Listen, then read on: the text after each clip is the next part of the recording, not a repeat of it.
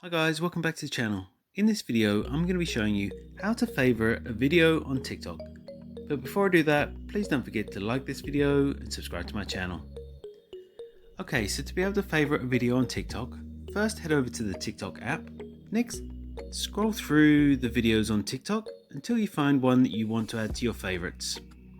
So if I want to add this one to my favorites, you'll see on the right hand side, just above the share button, there's another button that says 42.9k underneath it on this video. So that's how many people have added this one to their favorites. So if I just click on that button, this video has now been added to my favorites. And that's all it takes to favorite a video on TikTok. If you found this video helpful, I'd love it if you like this video and subscribe to my channel. Thanks for watching.